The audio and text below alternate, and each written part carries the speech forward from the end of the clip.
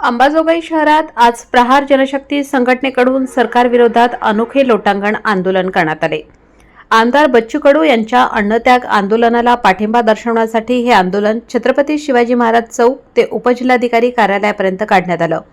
छत्रपती शिवाजी महाराज चौक अंबाजोगाई प्रहार कार्यकर्ते हातात संघटनेचा झेंडा, ढोलताशांचा गजर आणि जमिनीवर लोळण घेत सरकारचा निषेध करताना दिसत आहेत। अमरावती येथे आमदार बच्चू कडू यांनी शेतकऱ्यांच्या कर्जमाफीसह विविध मागण्यांसाठी सुरू केलेल्या अन्नत्याग आंदोलनाचा आज 7व्या दिवशीही ठोस तोडगा निघालेला नाही। या पार्श्वभूमीवर राज्यभरातून आंदोलनाला पाठिंबा दिला जात असून अंबाजोगाईतील हे लोटांगण आंदोलन त्याचाच एक भाग आहे।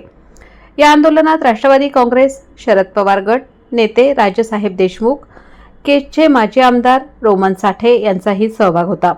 संपूर्ण बीड जिल्ह्यातून आलेले कार्यकर्ते या आंदोलनात सहभागी झाले होते। अंबाजोगाईतले हे लोटांगण आंदोलन आता चर्चेचा विषय ठरत आहे। बच्चू कडू यांच्या आंदोलनाला मिळणारा हा पाठिंबा राज्य सरकारवर कितपत दबाव टाकतो हे पाहणं महत्त्वाचं ठरेल।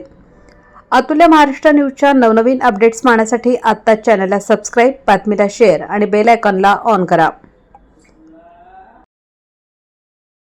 गेले 6 दिवस झालं बच्चूभाऊ अन्नत्याग आंदोलन भरले आहेत। संबंधित जिल्ह्यामधून जिल्ह्याचे खासदार बजरंग बाप्पा असतील, संदीपभाई क्षीरसागर असतील, विजयसिंहराजे पंडित असतील, प्रकाशदादा सोळंके असतील यांनी सुद्धा या ताकदीने आम्हाला पाठिंबा दिला। या पाठिंब्यानंतर आम्हाला अतिशय ताकदीने आम्हाला जो म्हणजे ताकद आली आणि अंबाजोगाईमध्ये आताशी फक्त लोटांगण आंदोलन केलंय। भविष्यामध्ये वेगळं काय आंदोलन करताल, कारण आंदोलन म्हणजे एक प्रहारला एक आंदोलन करण्याची एक पद्धत माहिती आहे। आगळं वेगळं आम्ही आंदोलन करू आणि या सरकारला जाब विचारू। सरकारला नागव केल्याशिवाय आम्ही प्रहार संघटना सोडणार नाही, एवढ्या ठिकाणी आपल्या माध्यमातून सरकारला मी सांगू इच्छितो। सरकारने शेतकऱ्याचा सातबारा कोरा केला पाहिजे, दिव्यांगाचं मानधन वाढलं पाहिजे आणि या लाडक्या बहिणीची फसवून सरकार आलं, या लाडक्या बहिणीला त्यांनी न्याय दिला पाहिजे। एवढं आपल्या या माध्यमातून आपल्या सरकारला माझी विनंती आहे।